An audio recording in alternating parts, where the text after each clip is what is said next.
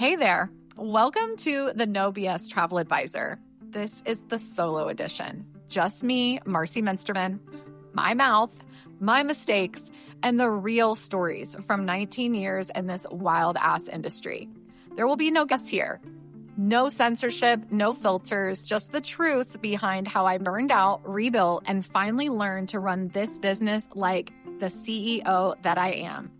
And if you're an independent advisor who suspects your host might suck, hates working for free, and appreciates a well-placed F-bomb, you're in the right damn place. So let's go.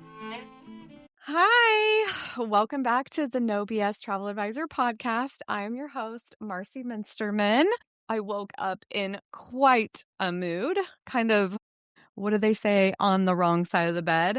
I've been a little bit frustrated with my own schedule. As I told you last week, I'm suffering a little bit from burnout, and I am excited to travel with my daughter this week and completely disconnect in many ways. Yesterday was International Women's Day, so happy International Women's Day to all of my women out there. As you guys know, or maybe don't know, I specialize in coaching women TAs. I am completely biased and obsessed with you, and we tagged each other and celebrated each other yesterday in the Maximize Your Travel Advisor business group. And it was just so much fun to read all your comments and all your uplifting encouragement for each other.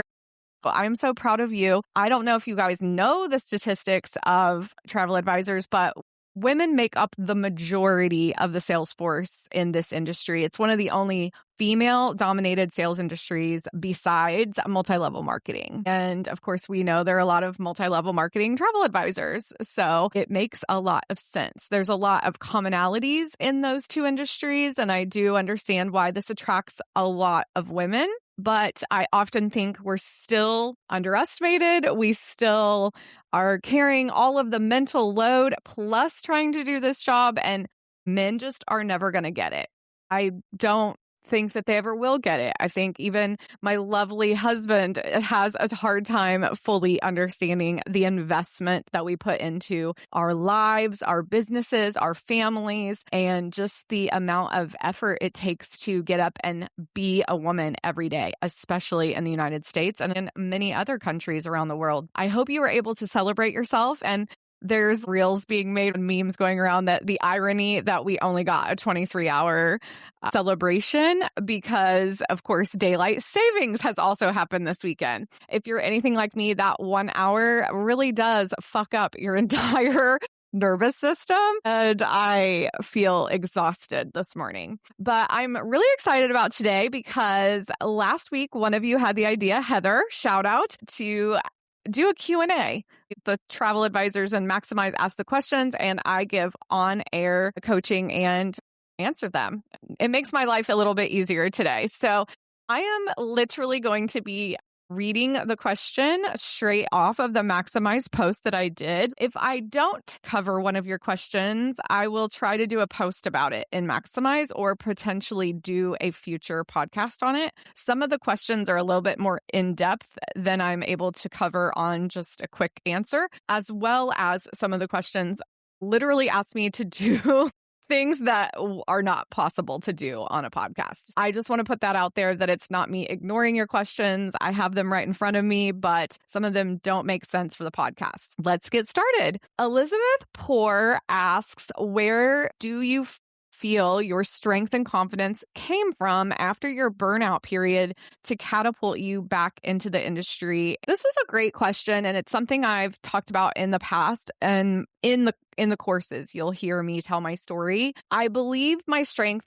and confidence have come from realizing my worth and my desire to be a travel advisor despite the burnout. So even though I burnt out, I really feel okay with the decision to take time off. I've accepted that that was the right thing for me to do at that right time.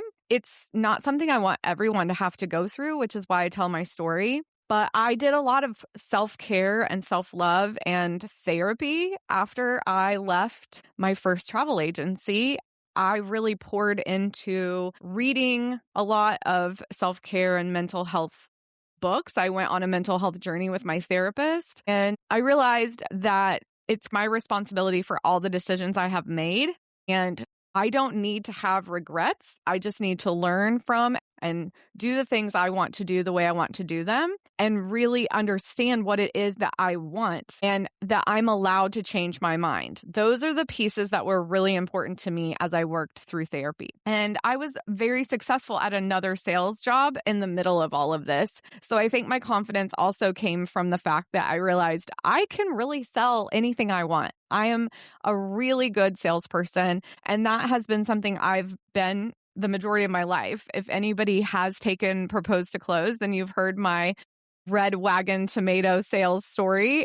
But I also just really feel like this is where I'm supposed to be. And when you start to accept yourself and honor yourself through the decisions instead of people pleasing and hoping that people like you, and if you can stop caring more about what other people think and focus on yourself, it is a lot easier to build that confidence and find that strength. And I've said it before, but I'll say it here. I always used to say, oh, I didn't know what I didn't know. But I've realized I didn't know what I didn't want to know. And once I wanted to know, I fixed everything that was wrong with my business. And I was able to clearly see it. Without clarity, you can't have confidence because you don't know what direction you're going. So getting clear and finding yourself through the journey is so huge in building your confidence. And I really do want the life I want more than I care about what other people think. So I say this too. It could be my mom, my sister, my kids. I don't give a fuck. Like, if you are not somebody supporting me wholly, you are not important to me. Your opinion does not matter to me. You are somebody in the cheap seats. I love everyone I just mentioned dearly, but you don't get to decide how I live my life. And as long as I live in that strength, I feel like nothing could slow me down when I decided to come back. And I wouldn't even say I catapulted back. I slowly came back. I came back for one destination wedding, and then I slowly started doing small trips and one-offs after that. And I didn't blow it out my first 2 years back, and then there was COVID. So it was all a matter of slowly deciding. And even during COVID, deciding, do I want to keep doing this? Is this the right time? And I'm so glad I stayed. And I'm so glad I trusted my own instincts. And I think that's what you have to do is just listen to your gut, listen to your instincts, and do what's right for you. And if you continually make decisions that are right for you, your confidence will absolutely soar. And really, you have to stop giving a fuck what people think. Absolutely have to stop. Because if you don't, you'll never actually accomplish everything you want to accomplish because you'll always be allowing the people pleaser inside of you to control your decision making, which is such a waste and so sad. So don't do that.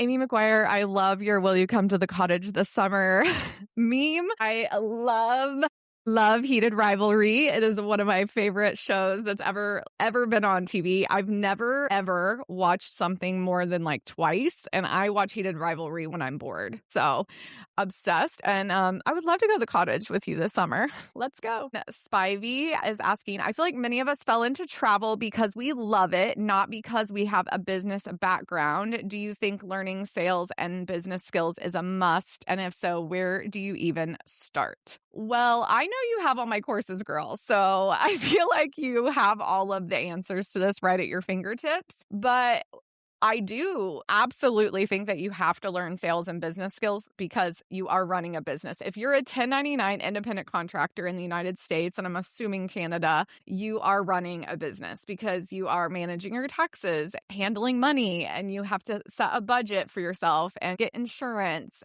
and your LLC and your terms and conditions. There are so many things about this business that people ignore because they just think it's like a little side hustle. But sales skills and business skills are going to help you build confidence. And being in sales is what we are. You know, we are not booking travel. We are selling vacations. And until you get in the right mindset to do that, it's going to be harder to accomplish. And where do you even start? You start with your host. If you are with a host, you start there. You take all of their training, make sure that your back end is set up correctly. I have a course that's free. So you want to be a travel advisor, but then if you decide after taking the freebie that you want to pursue it, definitely consider the No BS guide to building your travel agent business, because it is business 101 for the first year of the business, how to get it set up correctly. It has so many resources and so much information.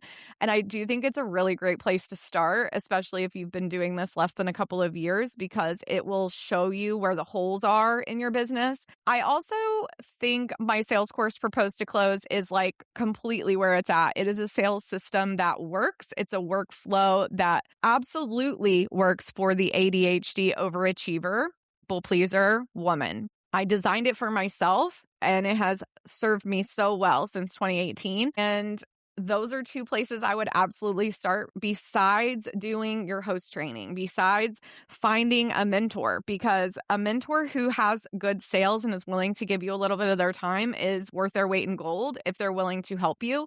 You have to take radical responsibility of your business and learn those skills so that you feel excited and ready to tackle anything that comes your way. The other thing I think it's important to realize is this is a service business. And so even though I love Propose to Close, I feel like if you have shitty service, your business is never going to fully get off the ground. So making sure you're taking really good care of the clients who do trust you with their money and building that service muscle is also going to be huge. There are a ton of service classes out there, and this is something I do feel like the hosts do a little bit better at. So definitely dig into your host, see what they have to offer in this arena and how they support you in the service side of the business with the CRM and different tools like that if you don't have the finances to get your own. And just realize that it takes time to learn this business. It can take anywhere from 3 to 5 years to feel you've got a handle on it, but also realize that we're always learning, we're always growing, and building up business muscles and sales and service muscles just takes time, especially if you didn't realize this was a sales business in the early days. So the sooner you accept that you are in sales and service and that you're in business for yourself, the better it will be for you, because that acceptance is a huge jump the curve moment. You can also get certified as a travel advisor through ASTA or CLIA, and those are always a great option. And just trust yourself. Trust yourself through the process of learning that you're getting better every day. Nobody came into this business with all of the knowledge they have right now, right? So even if it's your second day, you have more knowledge than you did yesterday. And trust that that is the way it goes in all business experiences. Alexis Price is asking, when you're looking for new DMCs, which is destination management company, or suppliers like tour operators, how do you narrow it down and choose from the plethora that is out there? The resources seem so endless and overwhelming. I always started with my host preferred companies. I think it's important that you lean in on the relationships that have already been built before you. So if you are with a host or a travel agency that has a list of preferred partners, I would focus on your niche and start taking their webinars. Contact your BDM directly. You don't need to do all of them, but if you are an all-inclusive specialist, I would work with your preferred partners through your host, which are probably in VAX, like FunJet, TI, those places. And then personally, I like Vacation Express. They're one of my favorite all-inclusive suppliers, and it's because they have a really good agent program that provides lots of rewards for advisors who are actively booking. They have great FAM opportunities that are really inexpensive. So I would do basic research on all of the preferred partners and then whatever my instincts told me. Literally, I always just listen to my gut and make decisions. And if I'm inclined to want to learn, I go all in on learning about that supplier. For example, I have never in my life logged into Delta Vacations. I do not have a lot of clients in Delta.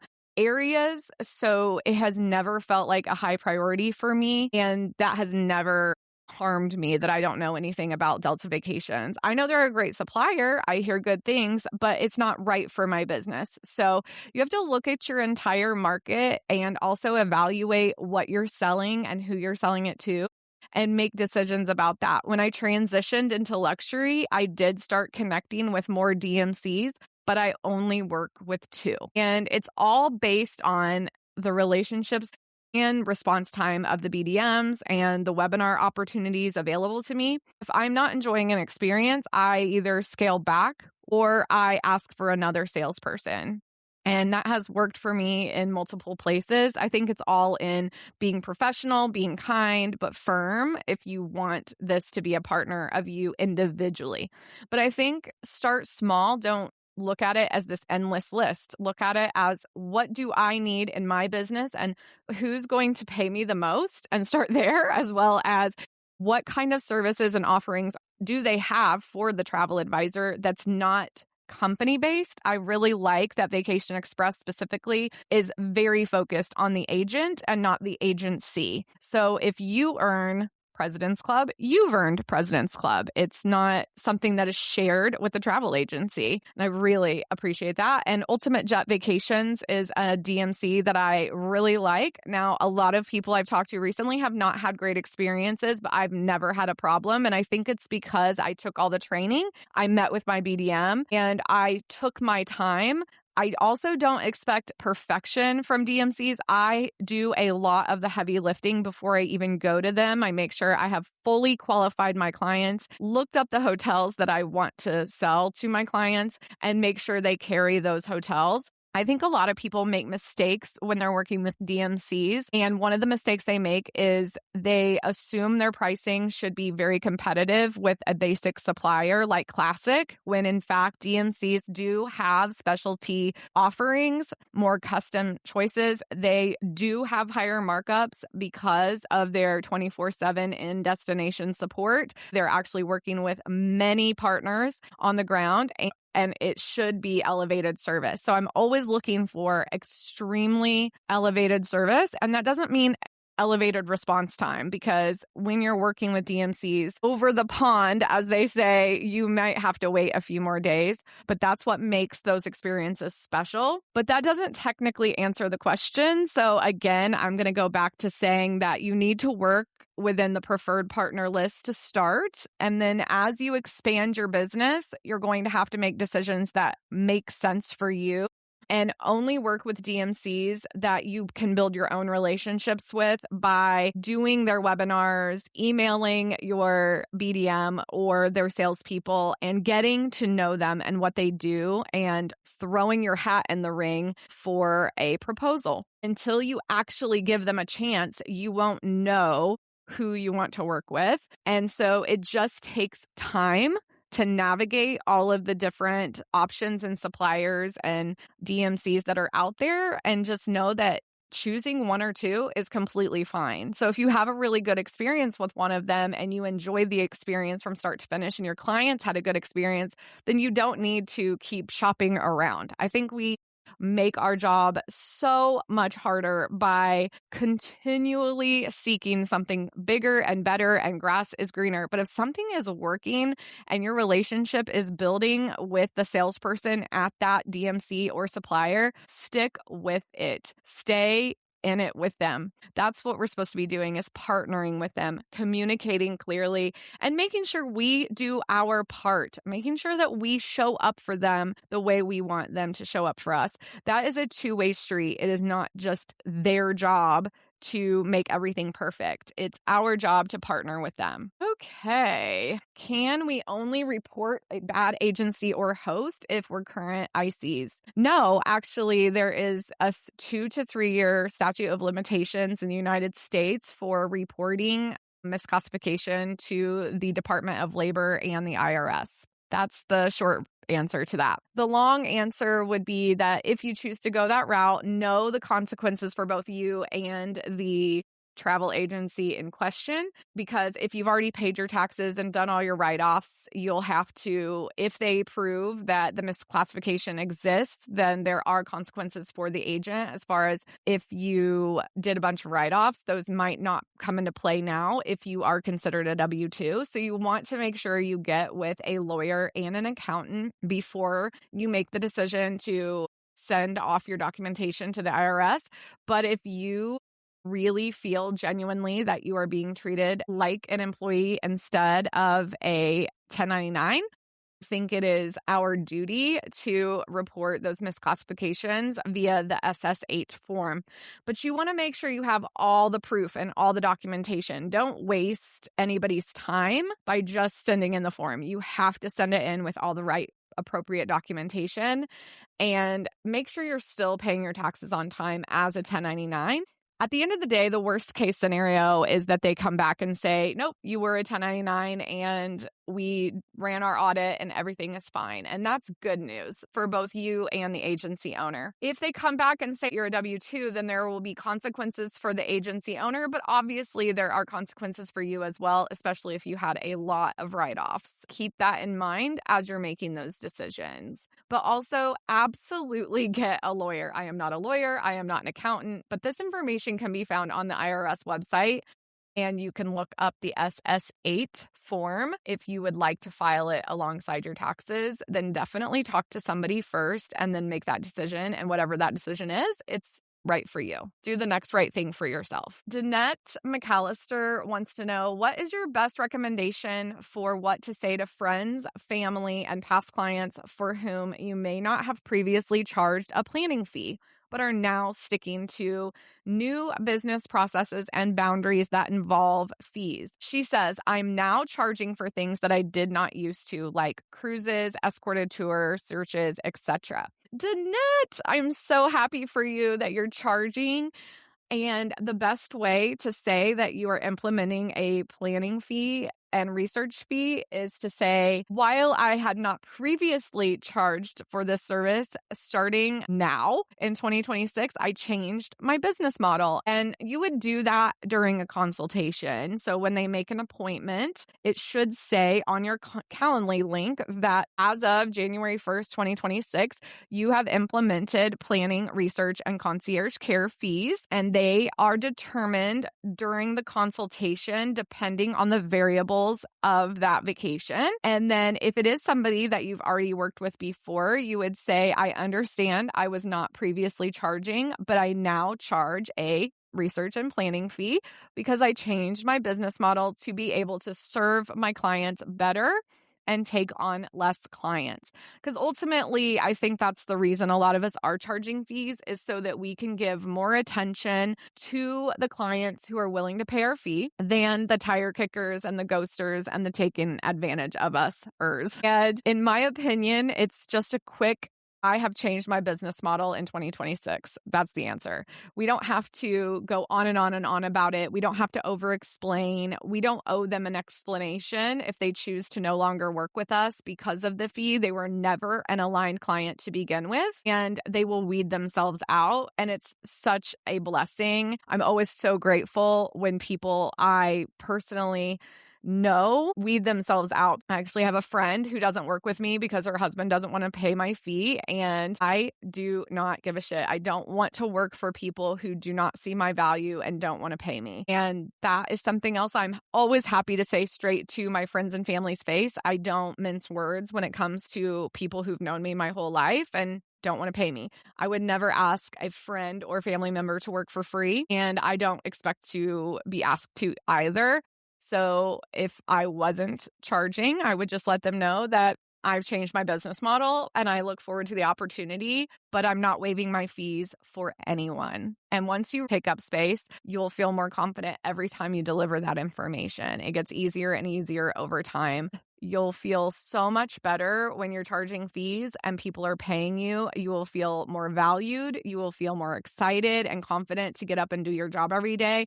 And those people that don't want to pay, those past clients, friends, family, whoever they are, they will not even be in your orbit to worry about. Lindsay Dollinger is asking, I'd love to hear top tips to go from 6 to 7 figures. And I'm assuming you mean sales figures. I've never made 7 figures as far as bring home income as a travel advisor. And I don't think that's what you meant here. As far as going from 6 to 7 figures in sales, I have a course called Commission with a Comma that walks you through every single thing I did from 2018 to now to consistently bring home 6 figures. So it's 5 to 6 figures, right?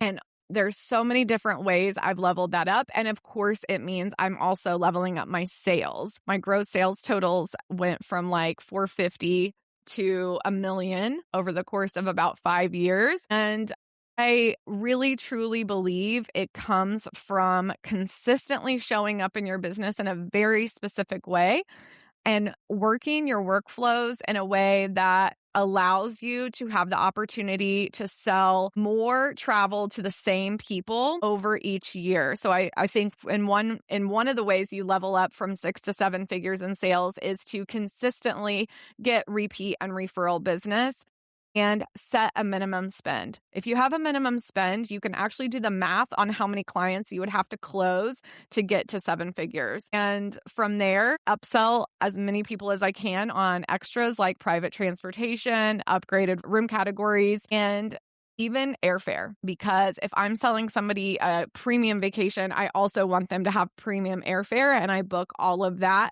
through an air consolidator and make commission as well as get the credit for that sale. So if you're looking to go from like mid to high 6-figure sales to $1 million or more in sales, I think you really have to dive into building a referral type of business because it's going to be where those people tend to spend more year over year if they're repeat, and they're going to send friends to you who also spend similar money. You also have to start saying no to anything that does not align, because if you keep saying yes to the onesie choosy vacations, they actually block they block the way for you to meet your next larger scale vacation spender.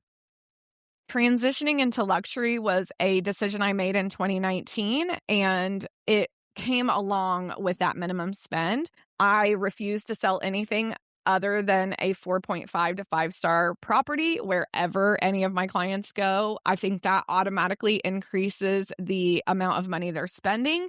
And then obviously that means the amount of money I'm making. You want to also partner with vendors, MCs, suppliers, and tour operators that have the highest level commission through your host or travel agency. And you need to be at the highest commission split available to you.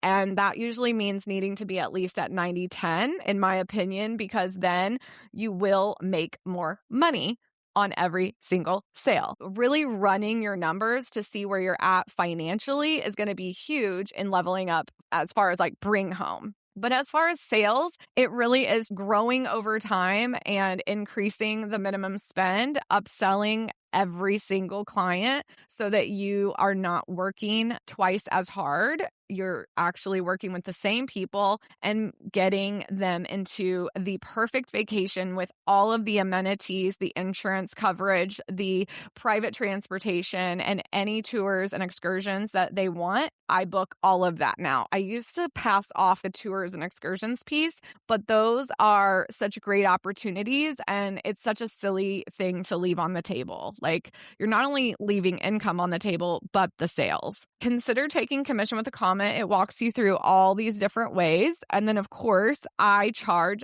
fees. So charging a fee will also increase your bring home. But I also feel that my clients who pay my fee do spend more money. They do. I can run those numbers all day.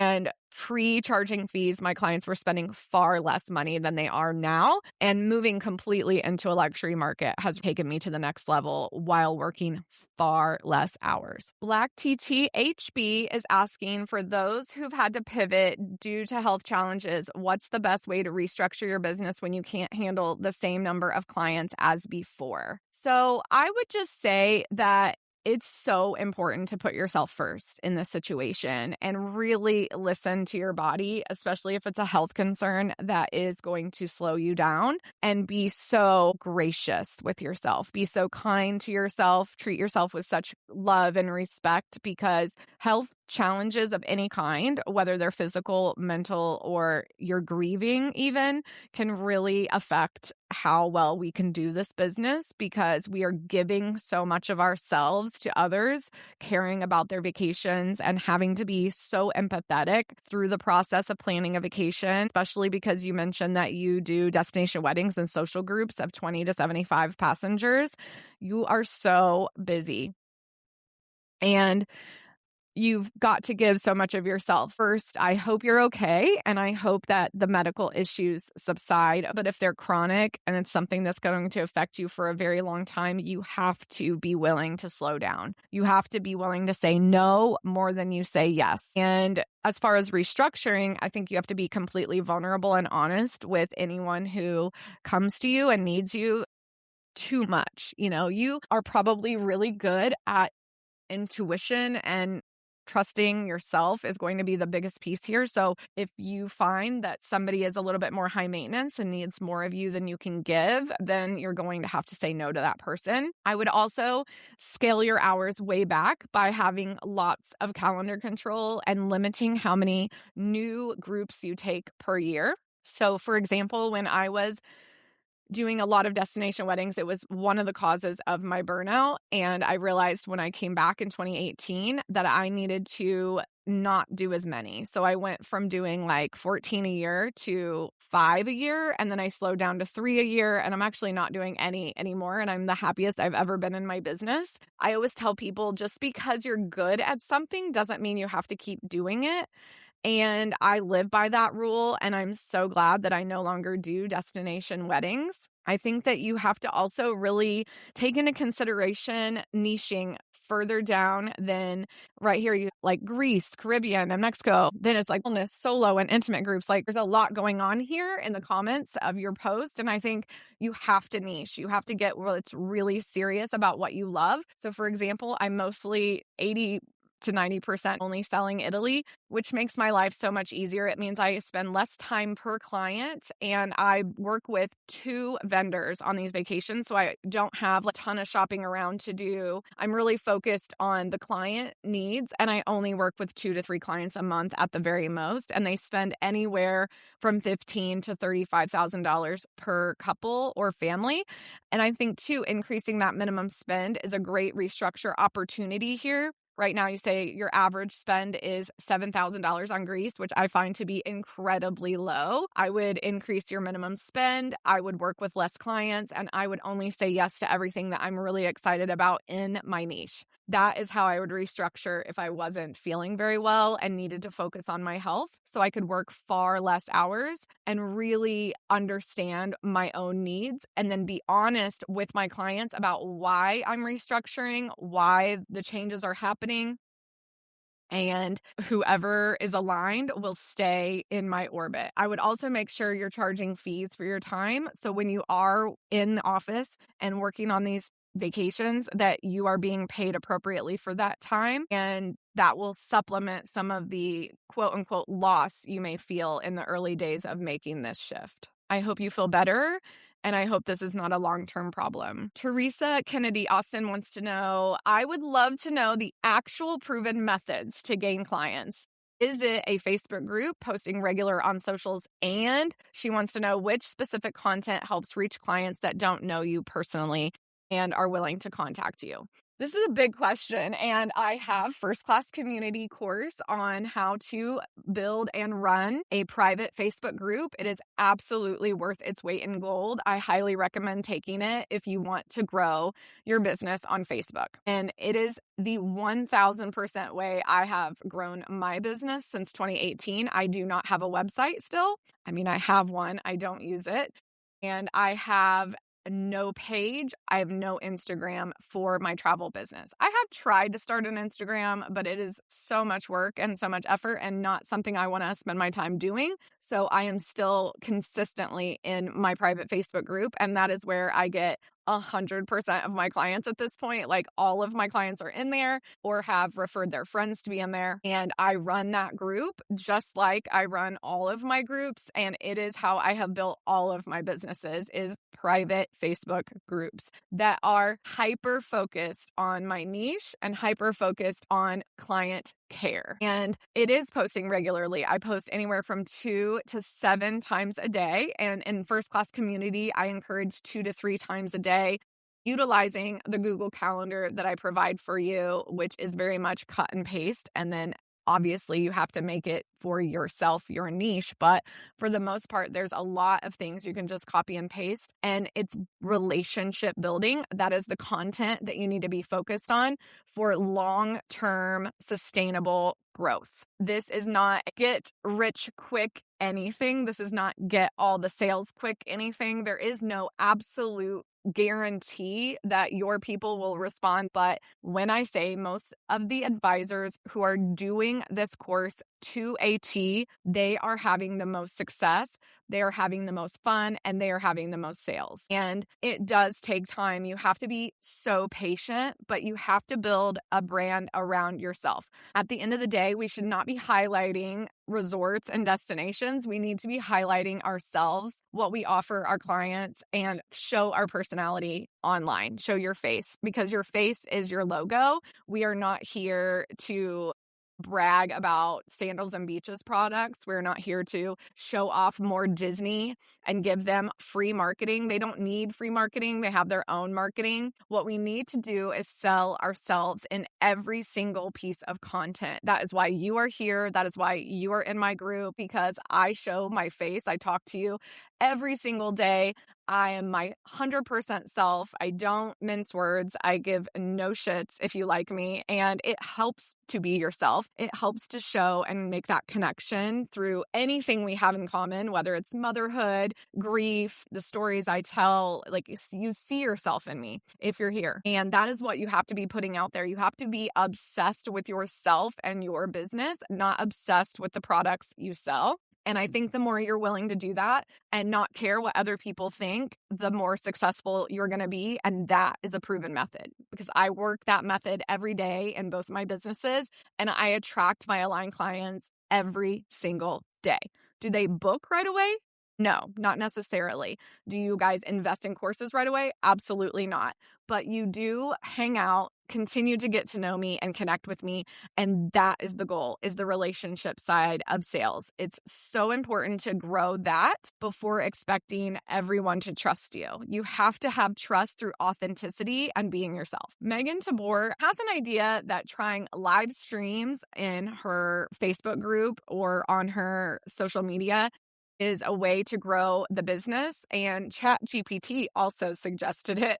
Her initial idea was to do a Q&A or a live to discuss vendor promotions, but she wasn't sure if it was worth it. So one of the things I have to tell you guys a lot is that you won't know until you try, and you need to be consistent. So if you're going to go live and do different kinds of promotional opportunities, it needs to be every single day for a year, before you know if it's worth it, before you know if it actually works. The other thing is, I am anti-vendor anything. So in this case, I would say, if anything, go live and talk about yourself, your business, what you provide to your clients, and share stories of your client experiences. You don't have to name names, but it's so important to go out there and tell people like how you're solving problems for them in travel, how you are qualifying your clients and finding the perfect properties. And if I were going to go live every single day, that's what I would talk about. I would not talk about promotions or discounts or deals or any of that such nature. Just like I don't want you guys talking about how free you are, I would encourage you to avoid ever discussing discounts or deals unless it is just so stupid to pass it up. And in which case it needs to be within your niche as well. So not just Disney has kids eat free. Well, I'm going to promote that, and you're not even a Disney specialist. So make sure you're promoting things that you actually want to sell, your niche, and not just promotions that pop into your email every week, but also really talk to them about what it means to hire you, not hire a travel advisor, not use a travel advisor, but hire you. If you're going to go live, commit to this decision. Whenever it comes to marketing, you can't just do it a couple of times and then be like, oh, that didn't work, so I'm not going to keep doing it. In fact, it's one of my biggest is agents who tell me they tried twice and then they're like, it just didn't work, Marcie. I posted for a month and it didn't work. I did this for 2 days. It didn't work. Well, no shit. That's not consistency. Consistency isn't showing up half the time or for 1 month and then going dark for a month. No, that didn't work for you because you didn't actually commit to it. 90% of what we do as travel advisors is educate and market. So you need to make sure you're fully committed to whatever marketing campaign that you want to put out there. If you want to go live every single day, not once a week, not once a month, because not everyone is going to see it and it's never too repetitive. Nobody complains that there are 45,000 billboards for McDonald's as they're driving down the highway. They're just not surprised by it. And people need to be not surprised by how you show up. You guys expect a certain level of show up from me, and I do show up that way. And the only reason why you expect it now is because of how I've done it the whole time. So you need to make sure that when you are ready to commit to a marketing idea, that you fully commit and go all in for at least a year. I always tell people, I don't know if that worked. Ask me in 2 years. Because you will not know what worked until you're seeing the results way, way later. And those results may come from the most random places, the most unexpected clients who call you and say, you know what? I have been watching your lives for a year and I just loved it. And now I'm ready to book my vacation. That's when you know it worked. You won't know if it works for a while. So give yourself the opportunity by fully committing. And remember that the theme needs to be you and not the products you sell. Stop giving free marketing to resorts and destinations that don't need it. Okay, Monica Vandehurst is asking me, what is the best way to balance having a regular job and being a TA on the side, especially if something happens with a client while you're at that regular job and the issue is time sensitive? I actually dove into this during Do the Damn Air, and I talk about it in From Close to Home a lot because those are my service-based courses. But the best way to balance having a regular job and being a TA on the side is making sure that your TA business is on the side and that you are not trying to work it 40 hours a week. You need to limit your hours. You need to limit your intake of clients, and you need to limit how much you give to it. I know that might not be the answer you thought I was going to say, but like trying to grow a business full time on the side of your everyday job is going to lead to burnout. And nobody needs to be working 80 or 90 hours a week between two positions, in my opinion, if you don't have to. And travel is a huge commitment. And in many cases, we are required to show up 24/7 if there's an emergency. That's the only time I think that you will ever have to show up like that is on a travel emergency day or if there's something intense happening. Otherwise, I think you can limit your hours to 10 a week. You would manage your time using your calendar by only doing one appointment a week on a specific day. And then when your clients are traveling, ideally, they would be traveling when you aren't working, trying to plan those travel days on weekends or during weeks that you can take off. That sounds crazy, I know, but like hopefully you have some PTO for emergencies that you might be able to use, but also understand that if you take on too much and you're unable to step away, you are doing your business a disservice and you're especially doing the client a disservice. If you need to partner with another travel advisor or your travel agency owner, you need to do that. It's important that you ask for appropriate help and backup if you're unavailable to the client. I think flight days are going to be the worst ones, but sometimes something can pop up in the middle of a trip and you need to stop what you're doing and help that client urgently. You need to have a flexible full-time job if you want to be able to do that well. And if you do not have flexibility, you absolutely need to partner with a travel advisor who can help you in an urgent situation because it can absolutely destroy the trust that you have been building with that client if you are unavailable, especially if they are in destination. And like during massive events, like days and days of working that require you, I hope that you have PTO and can take it last minute. But really, it's calendar control. And just know that the majority of times our clients do travel without hiccups. And if those hiccups are truly emergent, they're the rarest of the rare. So try not to stress out too much about it, but understand that it is on you and your personal responsibility to take care of your clients that you've committed to servicing. And if you're unable to do that, you have to consider what this looks like for you, especially long term, as you do get busier and as you do grow.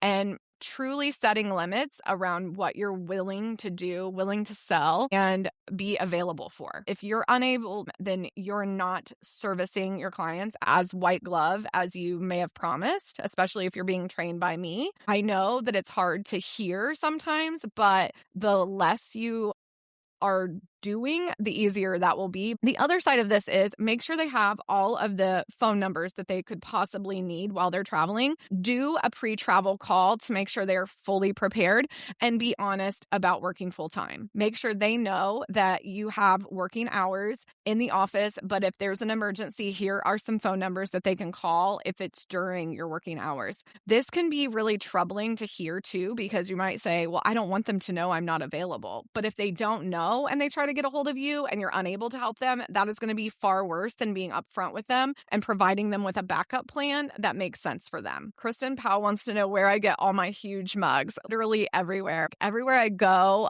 into souvenir stores to see how big the mugs are. I don't buy the 11 or 16 ounce mugs anymore. I only buy like the 21 ounce mugs, and they're always so expensive. I feel like I've spent an exorbitant amount of money on large mugs, but I usually just go in and I look and see if my hands like fully wrap around both sides and barely touch, then that's the right mug for me. Okay, Christine Joy wants to know marketing in general as a business owner. She says, I know you have spoken about this, but going more in depth, especially for those who can't afford marketing professionals, which I would say is everybody. Nobody can afford marketing professionals. We're not big businesses. Canva templates seem to be everywhere. How can we stand out from the crowd, not just niche marketing, but stand out from the MLMs and even other agents in the business? A take on how you did it beyond Facebook groups and how you cultivated your following via social media. I feel like I've answered this already a little bit today, but the way that you stand out is by being yourself and focusing on yourself and your business and not worrying about the MLMs or the other agents at all, not giving a fuck what your people think, and really honoring your audience through getting to know you exclusively, showing your whole personality, not making everything perfect and pretty in Canva. In fact, I hate Canva, and I have really started encouraging you to stay out of Canva. Obviously, if you need to create something for your client, that's fine, but I think I only use Canva now for carousels on Instagram and my courses. I'm not in there creating content for regular travel business at all, ever. I use real photos of me in destination. I use videos of me, not even in destination, to create a social media following so that you guys can absolutely get to know me, my voice, and what my messaging is. I don't use anything other than Facebook groups to grow my travel business, so I don't have any advice there. I've only done that since 2018. I have done nothing else, no trade shows, no marketing outside of that, and no networking even. I don't network in person. So if you want to grow it like me, you have to fully commit to being 100% yourself online. And the way I've grown my coaching business is by doing that. That's why you guys are all here, is because I don't fake who I am. I show up as myself, and I don't bullshit you. I don't lie to you. If you are a part of my communities, you're going to get all of me when I am there. I think too, you have to be okay with people not liking you. So coming across as your full self and then releasing the outcome, like not worrying about what happens next, only worrying about what you have control over next. And I don't look around and go, I want to stand out from this MLM person or this other agent. It's what can I do to make sure people know me and know my heart, and how am I giving back to my community, helping my community, and being a part of the community as more than just a salesperson or trying to sell them something. I want people to feel safe to be themselves around me and know that I will never lie to them. So, and that goes for all of my businesses, not just the coaching, but definitely the travel. My clients know that I don't lie, that I tell them the truth about what I think, and that I will never put them in a situation that sucks on purpose. So I think that's huge, is really just building that trust, like no factor, and leaning in to being imperfect, showing up imperfectly, and being approachable and accessible. And like I said, I don't care what everyone else is doing. I don't care what everyone else thinks about how I do it. I don't look at my quote unquote competition and try to stand out from them. I just am standing out from them because I am not them. No one can be you like you. This isn't about having marketing professionals behind you. It's about how you show who you are and what you do and how you do it with confidence in all spaces without apology. If you are able to do that and do it consistently and not always be trying to sell somebody something or get them to join some membership or sell them a course or whatever, they're going to trust you more. I think you have to give more than you take in marketing. Give away everything and take almost nothing. And people will trust you and they will show up for you and they will refer you. And when they are ready, they will book their vacations with you. Miranda Fazio is asking, how do you manage a trifold of duties and the feeling of overwhelm and burnout, i.e. working part-time, mom full-time, household duties, business duties? Outside of calendar blocking, what other systems and processes do you put in place to help you manage the things? Or do you outsource things like cleaning, socials, etc., and force yourself to work that into a budget? This is such a good question. It's like, how do we have our cake and icing too? So I have 2 businesses, and then I am a mom full-time, and I do have household duties. I feel calendar control is the number one way I have managed this, and I say no far more than I say yes. I do not take on every volunteer opportunity. I make a donation instead. I have said no to many, many social things. I prefer to say no than yes to like child's birthday parties. Like even when my kid were small, when kids were small, I would say no to birthday parties for their classroom friends. And it would upset them sometimes, but I just said, look, it doesn't work for us. I always make sure I have at least 2 full weekends at home with my family.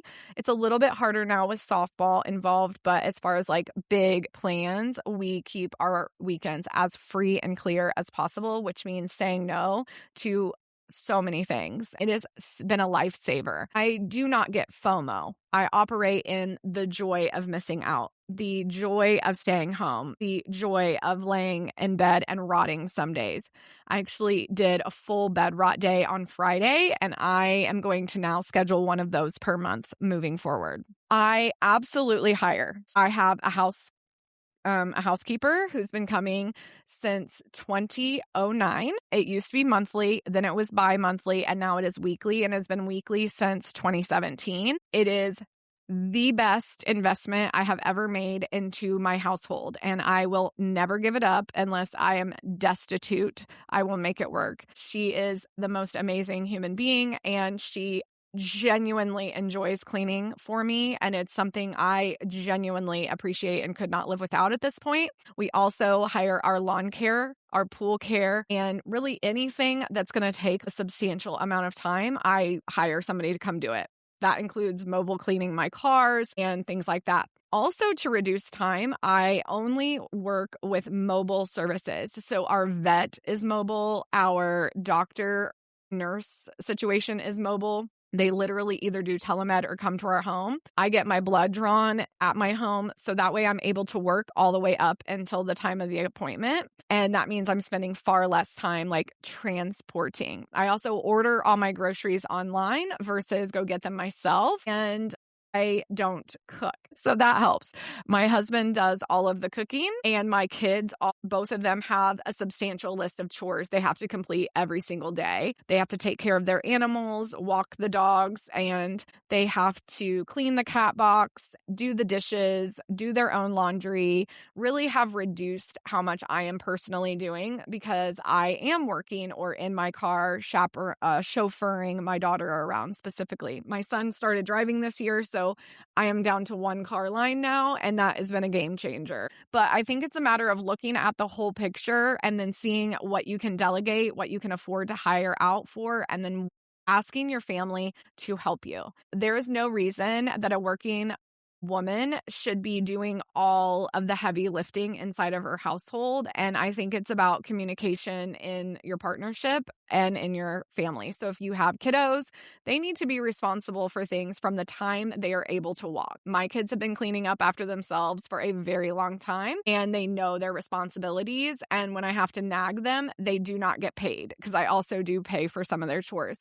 But if I have to nag you more than once to do something, you don't get paid for that chore. You still have to do that chore. And that really helps. Everybody has to be personally responsible inside the house. It should not be one person's job. And other time savers are subscription plans for dog food and things like that, where I don't have to think about those things. They're just automatically happening once I set it up one time. So anything that I can automate is huge, especially in business.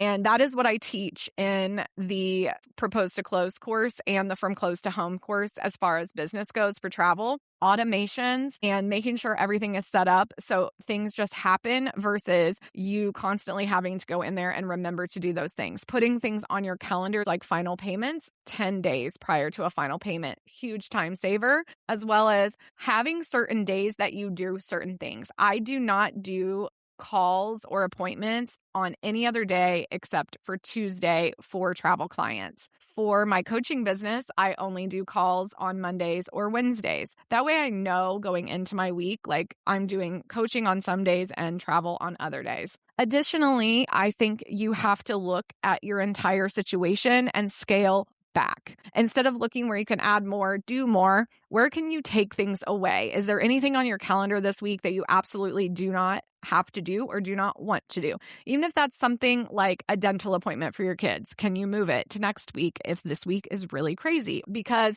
the more that you're willing to look at your calendar and free up time, it creates space and breathing room for you to have flexibility, fall apart, have an anxiety attack if you need to.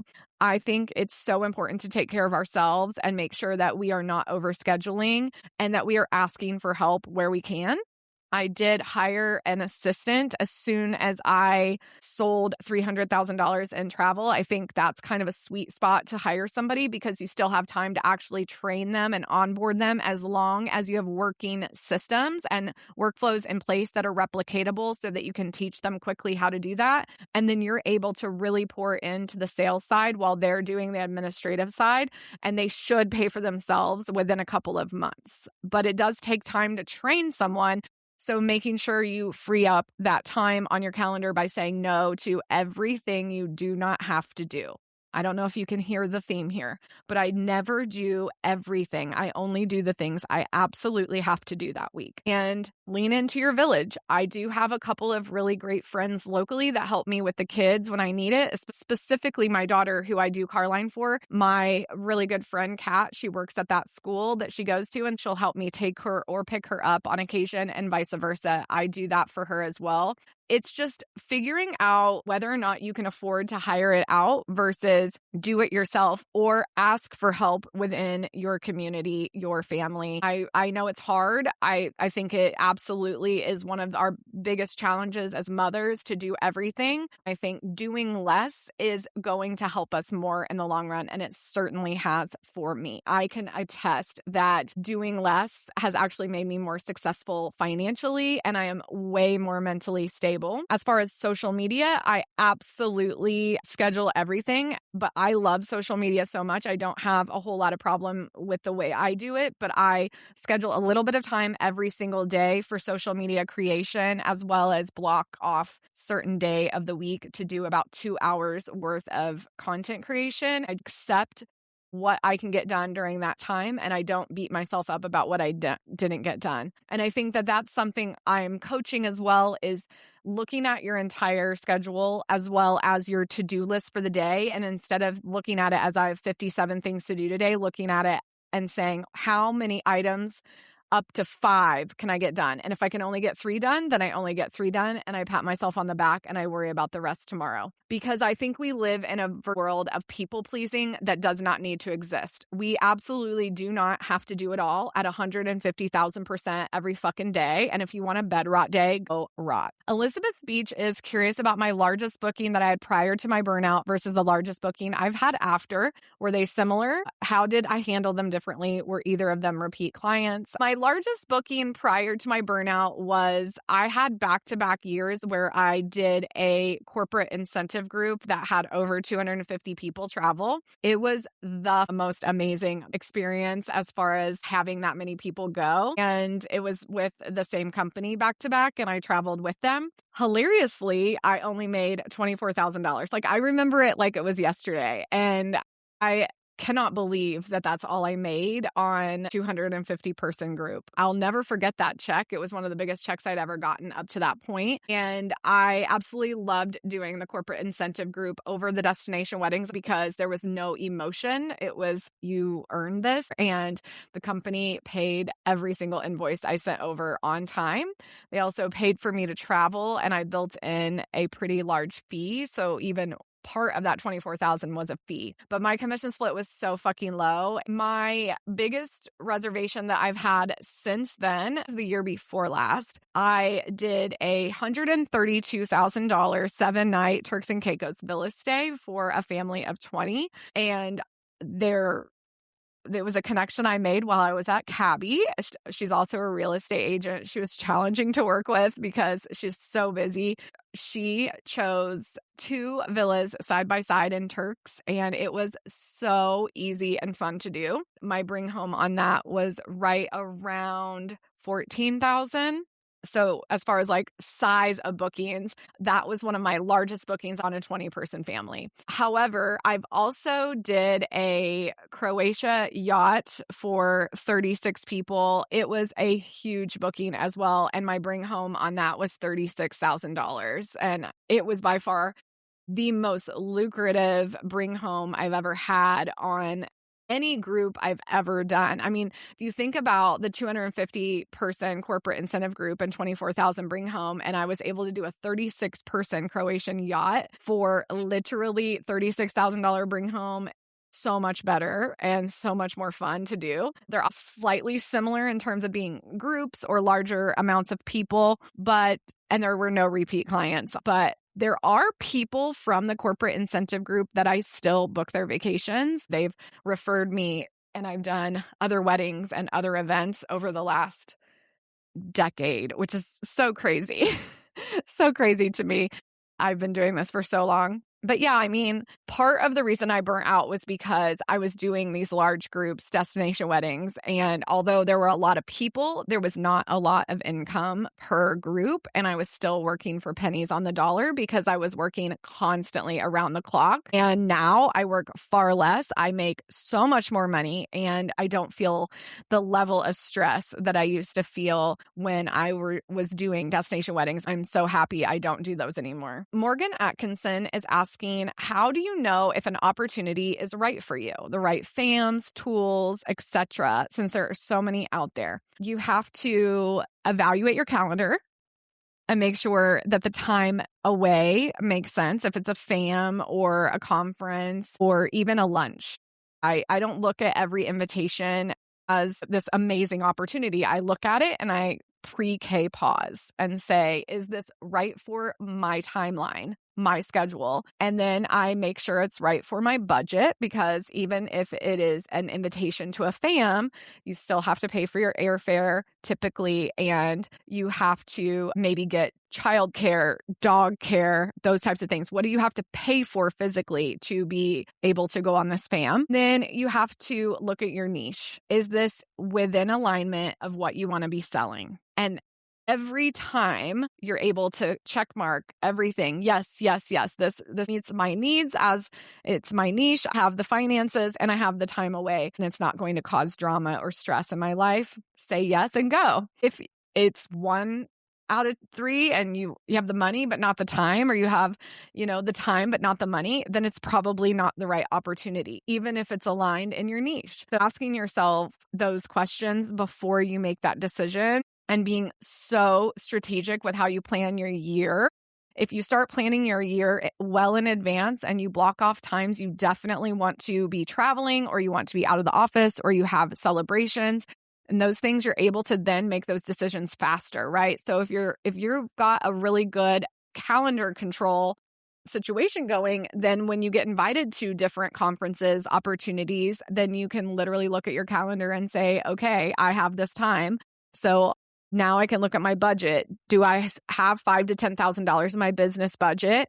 And is this how I want to spend my money? Have I allotted for this type of opportunity in terms of budget? Same thing for those tools and those types of things. Like if you're looking at it, and do you have time to learn that system or tool if you invest in it? So many of you guys invest in the courses and then you never take the time to take it.